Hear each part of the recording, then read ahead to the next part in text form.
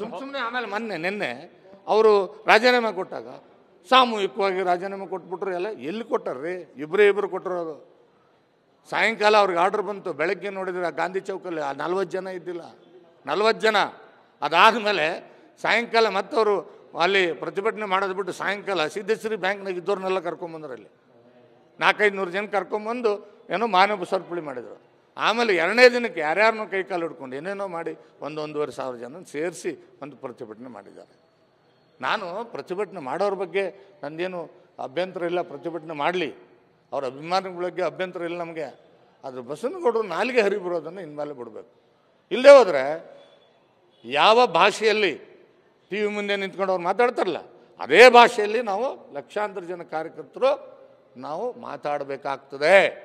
ಇದನ್ನು ಭಾಳ ಸ್ಪಷ್ಟವಾಗಿ ಎಚ್ಚರಿಕೆಯನ್ನು ಕೊಡಲಿಕ್ಕೆ ಬಯಸಿದವರಲ್ಲಿ ಸುಮ್ಮನೆ ಆಮೇಲೆ ನಿನ್ನೆ ನನ್ನ ಬಿಸ್ನೆಸ್ಗೆ GST ನೋಟಿಸ್ ಬಂದಿದೆ, ಏನ್ ಮಾಡ್ಬೇಕು ಅಂತ ಗೊತ್ತಾಗ್ತಿಲ್ಲ. ಇಮಿಡಿಯೇಟ್ಲಿ ಒಬ್ಬ GST ಎಕ್ಸ್ಪರ್ಟ್ ಹತ್ರ ಮಾತಾಡು. ಎಲ್ಲಿ ಹುಡುಕೋದು?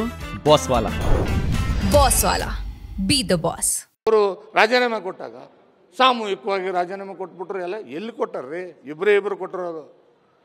ಸಾಯಂಕಾಲ ಅವ್ರಿಗೆ ಆರ್ಡರ್ ಬಂತು. ಬೆಳಗ್ಗೆ ನೋಡಿದ್ರೆ ಆ ಗಾಂಧಿ ಚೌಕಲ್ಲಿ 40 ಜನ ಇದ್ದಿಲ್ಲ, 40 ಜನ.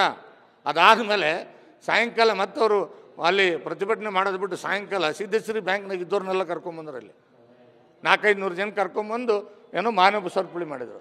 ಆಮೇಲೆ 2ನೇ ದಿನಕ್ಕೆ ಯಾರ್ಯಾರನ್ನೋ ಕೈಕಾಲು ಹಿಡ್ಕೊಂಡು ಏನೇನೋ ಮಾಡಿ 1,500 ಜನ ಸೇರಿಸಿ ಒಂದು ಪ್ರತಿಭಟನೆ ಮಾಡಿದ್ದಾರೆ. ನಾನು ಪ್ರತಿಭಟನೆ ಮಾಡೋರ ಬಗ್ಗೆ ನಂದೇನು ಅಭ್ಯಂತರ ಇಲ್ಲ, ಪ್ರತಿಭಟನೆ ಮಾಡಲಿ, ಅವ್ರ ಅಭಿಮಾನಿಗಳ ಬಗ್ಗೆ ಅಭ್ಯಂತರ ಇಲ್ಲ ನಮಗೆ. ಆದರೆ ಬಸವನಗೌಡರು ನಾಲಿಗೆ ಹರಿಬರೋದನ್ನು ಇನ್ಮೇಲೆ ಬಿಡಬೇಕು. ಇಲ್ಲದೆ ಹೋದರೆ ಯಾವ ಭಾಷೆಯಲ್ಲಿ ಟಿ ವಿ ಮುಂದೆ ನಿಂತ್ಕೊಂಡು ಅವ್ರು ಮಾತಾಡ್ತಾರಲ್ಲ ಅದೇ ಭಾಷೆಯಲ್ಲಿ ನಾವು ಲಕ್ಷಾಂತರ ಜನ ಕಾರ್ಯಕರ್ತರು ನಾವು ಮಾತಾಡಬೇಕಾಗ್ತದೆ. ಇದನ್ನು ಭಾಳ ಸ್ಪಷ್ಟವಾಗಿ ಎಚ್ಚರಿಕೆಯನ್ನು ಕೊಡಲಿಕ್ಕೆ ಬಯಸ್ತೀವಿ.